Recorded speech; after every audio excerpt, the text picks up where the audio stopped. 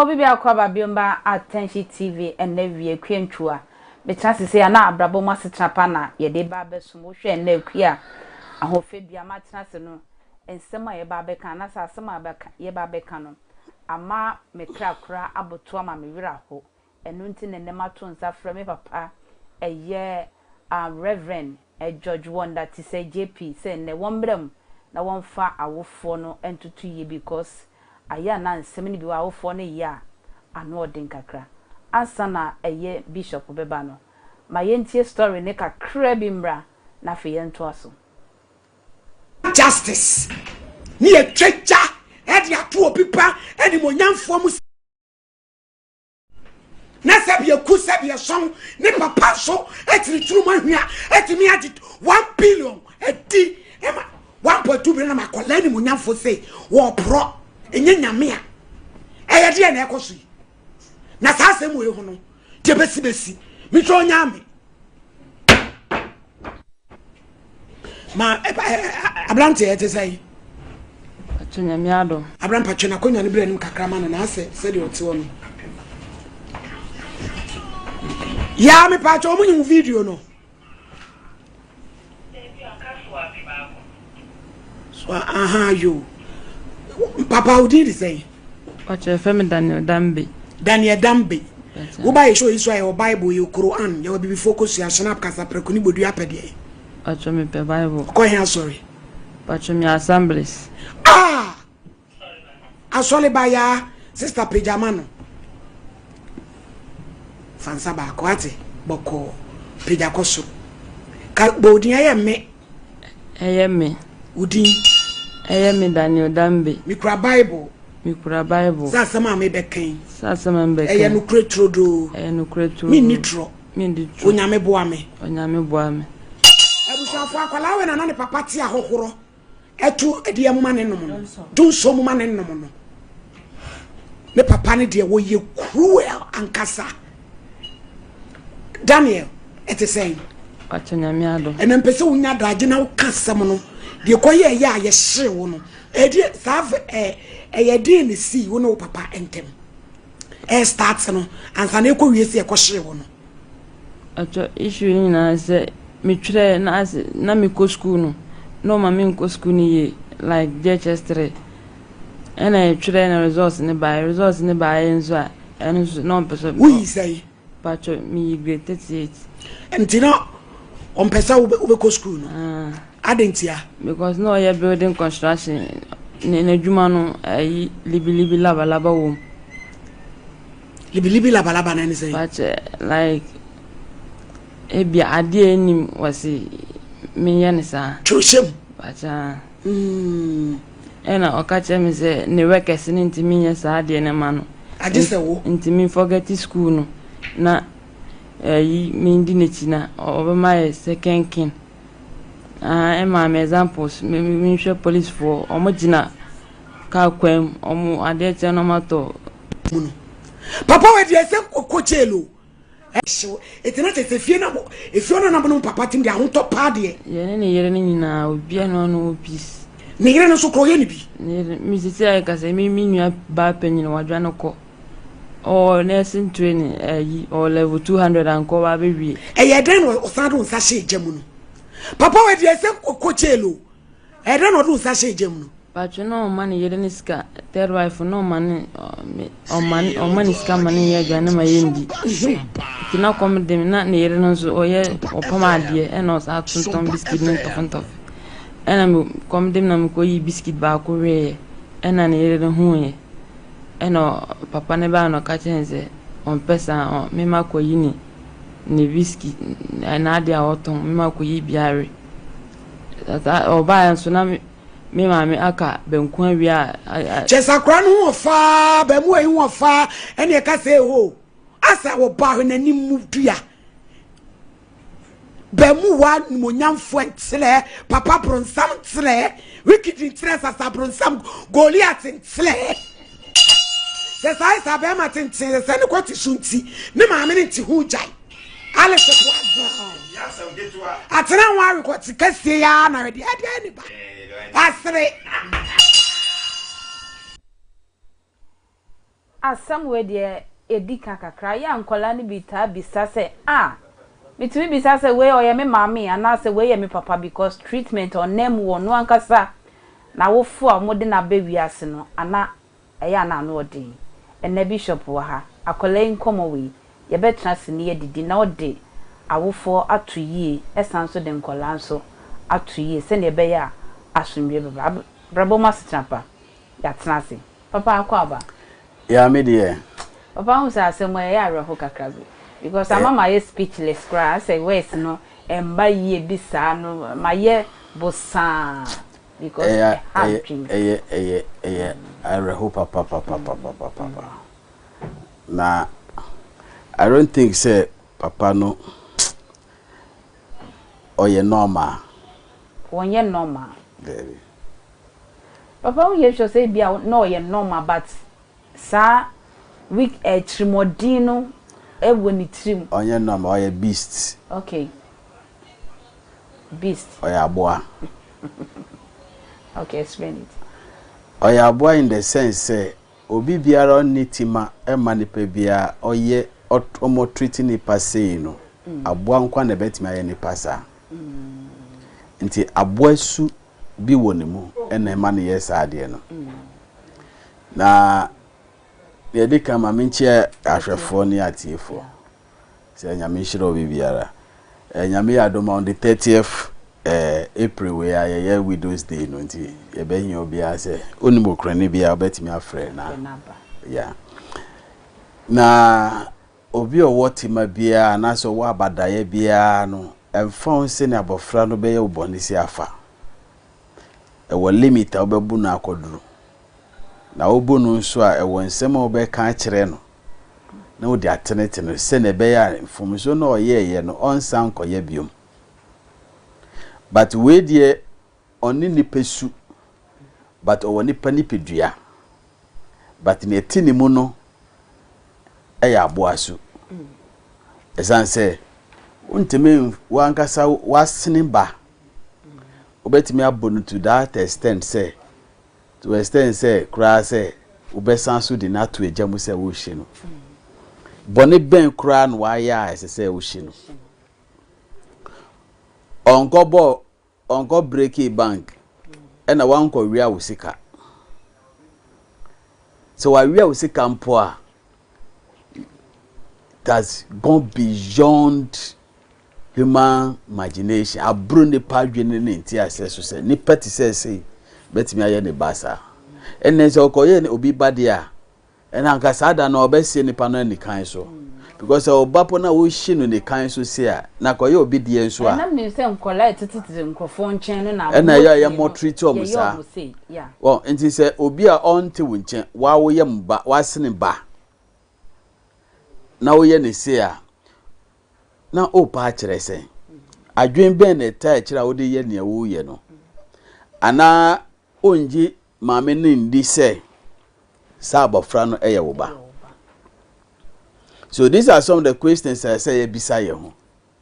Say denti na oye sa ye wo akwala no mfiti ase no ogi tumu ana wanje antum ana ebra maame no nyinsa abofra no ogi di ese nyinsa no ye ne di ana. Yeah. Action ben na or take here in the initial stage no or take it pregnancy no e ba ye okay. Yeah. It is a bisa sa nsam nyina obehu baby a program no free ba. Oh. Yeah. And I say because with these questions no na say with that some way ya can say papa na anya ne ye na do wanya ne ye but ni na e be bisa say then na maame no nso e kan fa ho then na maame no nim e fa bra ofa abofra no nyinsen no asembe na esiye. So these are some of the things say ye bisa enti okwa ware be mai when edu baby no onene nante we hu se odesu baby edi e kire na na because me ti say ose ni maame no sofo bia ko hide down ma no so ama na afiri ho. So it means say maame no ehu no e na wa dwane the kind of man onene tie enti ensmp say ebia abofra no nyinsen mu no because all the problem will come from that particular place no say ono a onpeba because enye we nkwan so na ode ye no o hwa we mu kran so ye second wife manti we di kan wo bi dada nti se ode saa eye saa maame mankwa nkwala no kra we kumom sunsun bibia wo dumamuja se nyame ammemu amma sambo freya na nyame an ye wona adom an yi wan free mu a ti se na wa be report a ye kan ho asem no eye fa hodie bi na kwan ye betime da free mu se nye saa abofra no na je se so da so atena papa ne na ase a Jesus wanya 90 ebi onya 20 years obewu papa hu se awofo ni bebere ka se me de me wo kwan a me fa so tete me mba nya fe no bi ba be kire me kwan a me fa so atete mba eye right se ebi ka se me de mentia me ba but wo hwe nkola na wo mu nyina esisi yie obi won so de bro na etia nkola no obi won so onu omo eno no ne kwan so no ne wo kwan obi afa so etete ne ma se ne ankrofo kana mpa na obi akwan ofa so tete ne ma but tete bre mu no ebre bi ebre so no ebre bi atwam ko no na owo akwala enya wo nkwa wo dia obia wa akwala na ma ewiase obi atian ebusian anase bro no otiso no community no enti akwala no ye bibia obi owo community ni bia owo eja anase enna honhom tinimo no otene asa akwala no emfa won se ye ne ba emfa won se nye ne ba but enembre yi obi ba ya ade na sa wo tene no a obewa kobo ni maame amane se wa tene no watia no na maame no asan so aboaboso de wa ba beku because maame no hunu se ne wo ye no abofra no ye a enye ono nkwa no benya ne so mfaso wo a woti bro no so benya abofra no so mfaso oman benya ne so mfaso akwala no se a wasɛ ya ma obia inti se na ye titi ye ma no obi wo se na ofaso ni nkwala titi o bi oli sire bi di akrokra bi odi kasa kire edi kirom nkwala bi wo ha kasa kirom a omutie nkwala bi wo ha eto de bi e se wo huranu no kakra so aya se odi huranu no bem na wo huranu na wasan so aka na ba wo ho no wa kire nse ade we a wo ye nti na me bu na na se bani na je se wo kire akwala no ne ye ene ne ye de enye but we no so osan so kire no se ne ye bokro no se ne ye bo epo presama o ene cement one bag 100 cedis o na nipa na to cement na ma o se fe ye adwuma no ma o na wasan asuma akwala no so se anajo no onsisa cement no nkosi enwurem na se time no osua cement no obi hia no okwan so na so de ade bonechi ni kwanchi na so kuna una welcome enti ebetumi aba se papa we no so kwan ofa so tete ni mani ana bad ni ono benya a ebe ma nani agi nkwa ni ono benya so mfa so nkwa na odwene ho na mo ondwene afoforo ho sanko odwene afoforo ho a so obakura akotwa 38 na se upese oye Messi work bra eboawa wokon be fa so ne be kasa but to extent say the police ni kura compare police no okodi kwadu 3 cedis ni ngate 1 cedi no comedy no you can because police ni etua ni kai o apart from so gina kwan ho aye ojijiji ebinumu we nka so mo nyina ba ebinumu jijiji 1 cedi ni 5 cedi ni ade no at the end of the month ni etua ni ka ye mpanifo ikra yetimi funfum ye ho ye de che but as African parent no nkolma nti yentimi mfa nchom ana ti se ni nyina ye twi aba ni nyina ye twi niema belt niema yentimi mfa nkola ne bone eye background training efie bia wo se no motiti omoma ena busua bia wo se no ni ma ekasa na ohwa bia papa no ono so ni mofra se no he went through similar problem. Every no ono so ni parent. The parent wo. In your feel say that is the best way to train a child. Ono feel say that is the best way to train a child.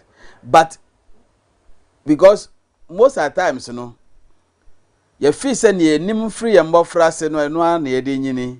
But we have to learn from other angles. At least obi titi ni ba etimi sua bibi for free. Eno nti na oba se nipa beberebe ga se me de me nwale. Adenti no nwale. Adenti no obi tan mema. Adenti no obi tan ma. On person oba kra be ben no. Because ni onhu kwa fa so ne kwa ne mame fa so e de mo treating ni papa no. Kwa ni papa fa so de mo treating ni mame no nti. Ade ye friend awade onye bida. Oye ni den onwale. Oh, nti oba fi se ebi ahun enye ni na ye hunhun o. Okay. Ebi ye psychological trauma. Nti se sa trauma no was anipa na adwene mo ebe ye dimpa se nipa no beka se ojem unless se nipa no akọ counseling. Ni a counsel no ni a psyche adwene no ama na hu se enye sa na obi atie. Because obi be hu ni papa ni kunu obe ware no daachi no hu no wo ni papa mu. Yeah. Ni yire obe ware no daachi no ohu wo ni maame mu. Ti ni maame ni papa asetena no etisɛn. Ni papa ni maame asetena no etisɛn. Di se na etie no eno na be hye no nkuru ase ono so nko wale. But se sa de no ni ho a ebe difficult. Oh, ti se akwala we niam a wa komu a o kan ina no. Ono hu se ade no enye. He have seen the wickedness of his father. Yeah. How cruel the man is. Oh, ni trimodino anu ye shi. Nti nipa say no, there be I don't think say the law must let him go. The law must deal with him. So we need human rights activists. Okay. Say ye kasa fasa de nyama ho. We violence yeah. Of what titi akwala no fa ho de so to extend say or san so asan kunu akan ho send life for send abrabo send abrabo akan wa send abrabo yeah. Usa ya de bia ye kan say mma wa badai mema de esan say ye mo na mo ye push ni nti mu ni bia na mema wa badai bema oni abadai enye bema yina na betimi ayese o ni abrante ye mema mu betimi aye no endorse. Okay. To extend papa no num we ana so num koke. So we have to look at those things. The lifestyle is the same. So marriage be at say no as a mother na wo no akope ba bia tena no wonim say the kind of husband na say the kind of father me mawa adenti na wo kwa ha won fa wade endi wachi wo pani yim e say bi odin akwala na okwa wa mpani ama ebetimi abane sa betimi season nkwala no say mamu nkom mame ho. But until akwala na ngasa hunu say otumi dwane because according to the statement ono we dwane free ono so dwane free. The senior sister one nursing trainer ono so dwane free.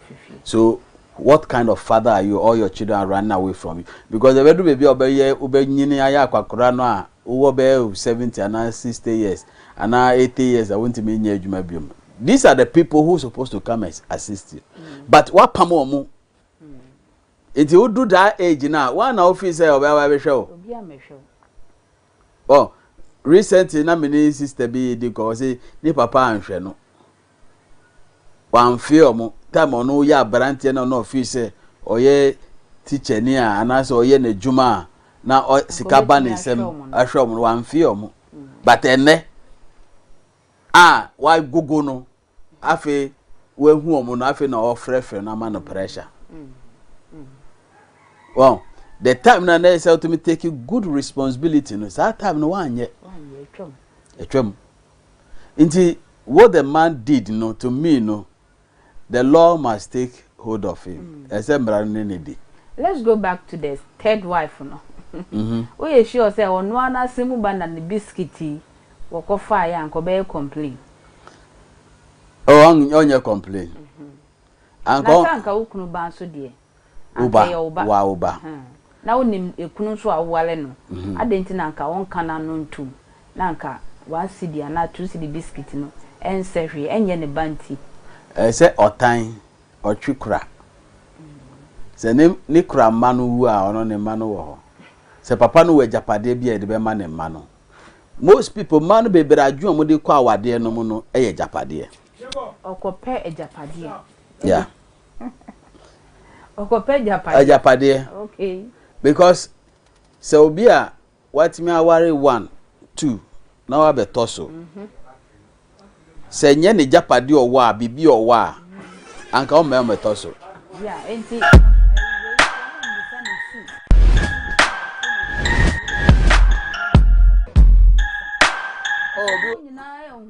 the kind of man or yenti or munina a pair say or ma be worry papa no. Yeah, so mu e bia na ska o ska. I saw a contractor. Oh, a contractor so dey in some will be. Oh, contractor true estimate age cement 30 bucks now dey sure. 30 bucks in so dey what 3,000. Oh, there be a double say cement e kosoro. That is what they say 100 cedi cry say 30 I say 3,000. 3,000. Yes, until what they say nipa be say 10 and nipa 5 no waji obi a 3,000 that week no abom so one ton kura no ton ba ko kura 80 cedis kura so we ska onyesika e bia no no so e wo land bi no the year project was or the season was so wow inti sound crofo no they are very is very wicked. Well, and a man so mutu aso no because of sikanenti. Sikanenti. Okay. Skana papa no eyidi kire no. Oh, bia oye Muslim se ni din no. E bi nso na oye Muslim. Oh, there be. Din no. Enye Muslim asem. Oye Muslim. Oye not na onye Muslim. Yeah. So mo de. Enye obi a na eye not na oye Muslim. Say won so dodo na na. Sa aware dodo no wo ho. Aware die se o pese o ware obetima aware. But in manu dodo no aye because of nipa no ebia ni nsem wo bi kakra oye ni show ba ko mienu miesa na wate aka ni so na ne so de next na na eko enti I say parent no papa parent e wo hu kwan say yen so ye ma efuma ye tumi pom ye fom ye ma ye tumi pom cho yes o fom oba say opa no cho na we sure say Africa has say yes ade no oh binu mo ye because yeah recently na papa bi di assembly to ni baso but ye omoko asem no na enye ni ba no emfum so enye ni ba no na yes ade no bon eno see because of ni ba na ye ni penalty eno no feel say kan ni ken ono no ye de o yes ade no am ga jen say wanye masan so ye de anya gidie e wo mu biom bon first make a channel say na me nkopa ne cho and I say Debbie wo dey asema to ne so na asema na wo dey to no so no enyo no na oyeye enti eno kura mpo no wakuni kra enti ukopa ne cho a ebe ma de kra de aba ne ho so enti next time so no so efum wa obe hu say Debbie papa cho afa enti wo kire no ade a sese we de oye papa sa akwala we asem na ye na edi omaba asetena ben ene ene omo na enkofa sa e how bi emre ebro no ye wo limit bi a obi wo ho bo no be ombo no ma moja bi empie ya ne hunto no o ya wofo a ma akwala no nya wadanfo sa akwala no ye wadanfo a na oni ni di nkomo a obehu ni problem obehu ni miro ye obehu na hoɔden enti oye mfumso bi na se woni ne kasa obetie okay ena bi mo so ni so but whereby no ese se woni ne pa no kasa boko eya akwala no wa fum mom but ewo nsem a kwa obefa so woni ne be kasa ono kura ne be wu se oye sa ade no okay ena at the moment obe gina bedwam akasa wo be ne mu no obe yiwa no our force a parent, you don't have right to speak against your child publicly. She said, be at the said then cry so then the Buffy. Because at the moment, o kasa na nim woni pemu no. Ohunu se wo gu na nim ase, nti ese o defending him. Oh, okay. Send your tie bia. Send the tie bia. Send your boo fa bia. Bia obe retaliate, obe you ano. But when ne befie, na one ne kasa. Na o kire ne se ade we a wo ye wa anya ne yie, nti mbetwe waso wo ho. You have every right to discipline that child. Ebia ne wa ye ne nti ene adwuma wo fie ayina wo na obeye. Obepra obenu aduane obeye next time no enye say ebia me ni na ye part of training no be. So what I say ebron kwa so no enye ebron kwa eye kasa kire eye kasa kire ena afi so ye tode bi nso a binum kura timi chi nkwala no kom enye wa obade ama ekomade binum ye pa. Wow. Because so be hwe akwala case here baby ebedu baby kura pono papa no man aduane ndi. Because say no can say o man 100 cedi say feto atade feto mpaboa fenu abi faka fenu abi didi. And mpaboa na okọ for so like 10 cedi dey na me say we yi bia basa. Na 10 dey kura benya bi. Say mpaboa no for 10 dey cry wo ho. Inti mesra wo for no say every parent have a responsibility. Obia wo asudie. Na nyankopon de nkwala na ma awufo se yenye won so hwefo. We are just caretakers to the children. They are not ours. Omu nya wodia o.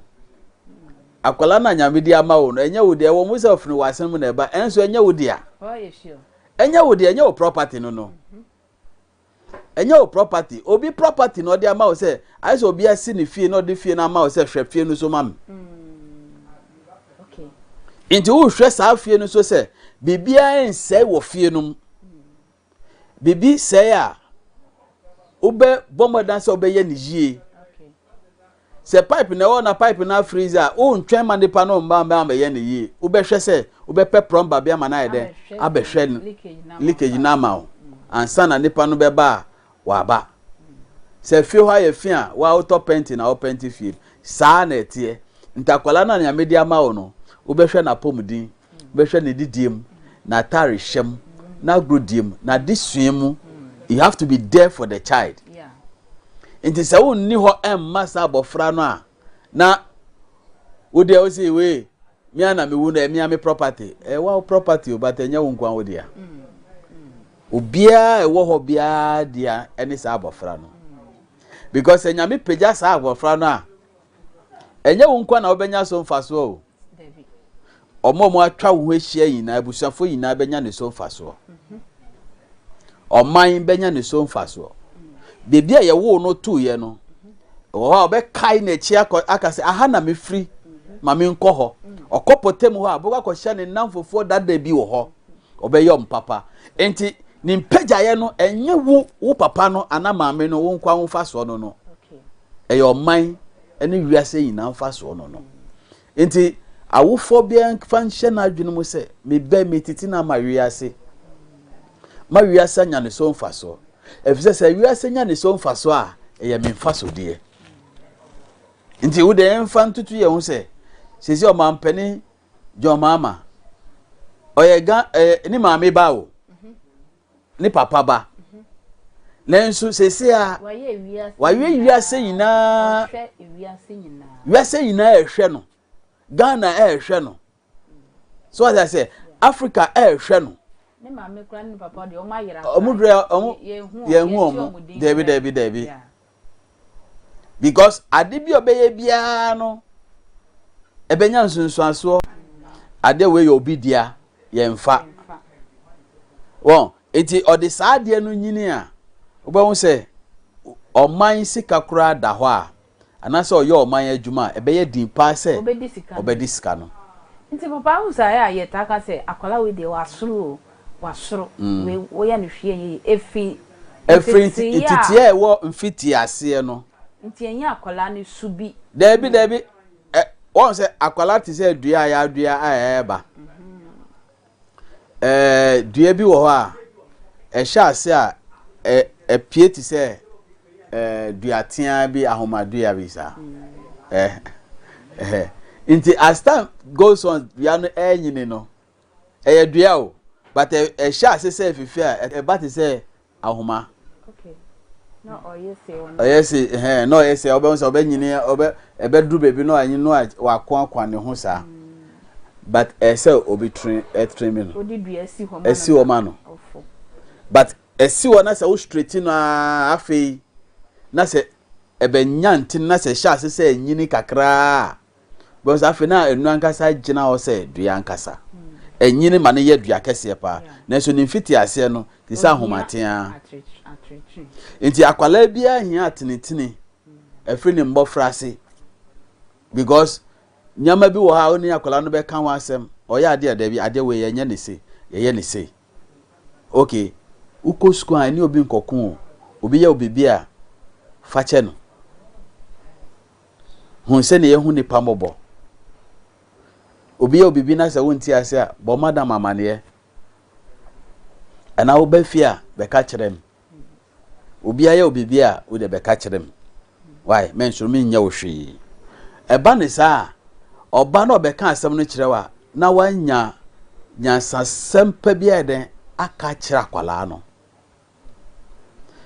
because one yes atenetene no one tenetene no ebe sesebre a bonso benyine du baby no na fe waso no ti sa kwala akọ school si obi awia wo raise a wo so kwa wo so wi obi de obe hu anu wabeye krofo ni bibia yira ye kra obefa enti papa we na kwan ben so hwe mmra mu pa ehifa na yemfa ne ntu sese because wase akola life emre say your sentence no life life imprisonment is how ban no be manage na di we say sentence no life imprisonment kra anka media mini judge no a metra na asem so a edi na asem a ne meka ne say life imprisonment every day bi obi anju nso ma no enye ni nsuo we are prison for Johnson more syrup we wom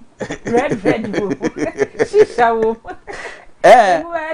oh because we no is a punishment you see in prison baby amano life imprisonment with hard labor no ono ni nsuo be numa ye Johnson ko a mom nko no pipe Johnson kwa obi anju nso ma no prison ha for 1 year. Okay. After the other years, no ntimi num nso ankasa. So bet me atena 1 year wa num nkrofo ju nso a. Ebe hu. Enu so say ye draw. Ye draw but ono ne de. Enye poison. Ebe be mix flags.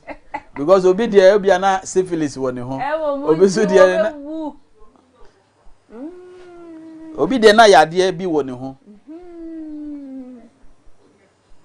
Ni nyina fa junso. Ye fa junso obi so de bia na ojunso a moja wom. O ni nyina obenom. Anka yenje mma de ni nyina anka homa no no. Ye do fa de akwaje mma ne de ne dia. E de abre no wanom. Papa ye kon awie nti me pese o kasa kire awofo se ne be ya akola ne wa fam mami bi anase papa bi ebe nya hua de bi a se wo te bia bi mu mpo te se ya ene wo hwe video ya ye be stre ne se won twene ho emfirim ne meka ne se ukoware bema ana ukoware oba ema no se bema koware oba na so oba no buru na na otiti no na omma ne nya asomdwe a onja no okay ukoware bema na otiti o na wo hwe na wo nkwa ayekora wo no upa jaano ko report no menka se odo o